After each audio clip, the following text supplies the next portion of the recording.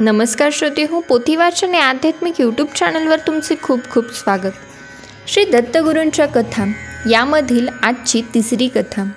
या कथेमध्ये श्री गुरूंनी अंबा म्हणजेच विधवा स्त्रीला शनिप्रदोष सांगून तिच्या मुलास ज्ञानी केले. ते कसे तर आपण या कथेमध्ये ऐकूयात. श्री गणेशाय नमः. श्रीपाद श्री वल्लभ कुरवपुरी वास करू लागले. वेदशास्त्र संपन्न ब्राह्मणाची स्त्री अंबिका हिने अनेक व्रतोपासना करून पुत्राला जन्म दिला. तो मोठा झाला, पण त्याला विद्या लाभली नाही. अंबिकेचा नवरा मरण पावला. मग ते दोघे भिक्षा मागू लागले. सर्व लोक त्या ब्राह्मण पुत्राची निंदा करू लागले. त्यामुळे ते दोघे आत्महत्येसाठी कृष्णेच्या काठी आले. श्रीपाद स्वामींना पाहून त्यांनी नमस्कार केला आणि सत्य हकीकत सांगितली व पुढील जन्मी तरी आपल्यासारखा पुत्र व्हावा म्हणून वर मागितले. भक्तवत्सल श्री गुरूने शनिप्रदोष पूजा करण्यास सांगितले. त्याबद्दल एक दृष्टांत सांगितला. उज्जैनी नगरात चंद्रसेन नावाचा राजा होता. त्याला मणिभद्र नावाचा मित्र होता.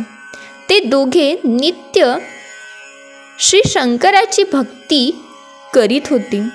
शंकराने त्यांना चिंतामणी दिले. सर्व राजे लोकांनी मिळून त्या नगराला वेढा घातला. त्या दिवशी शनिवार त्रयोदशी असल्याने पूजेस बसला. ते पाहून गोळी यांची मुळे आपणही दगड घेऊन लिंग म्हणून पूजा करू लागली. रात्र झाल्यामुळे त्यांची माता येऊन आपापल्या मुलांना घेऊन गेल्या. त्यातील एक मुलगा लिंगपूजा सोडून येत नाही म्हणून हट्टाने बसला. तेव्हा त्याची आई रागाने पूजा मोडून एकटी गेली. तो मुलगा अतिदुःखाने मूर्छित पडला. तेव्हा ईश्वर प्रत्यक्ष येऊन रत्नखचित शिवालय निर्माण केले. ते प्रकाश पाहून सर्व राजे मित्र झाले. त्या व्रताच्या महिमाने श्रीहरी गवळी यांचे घरी जन्म घेतला.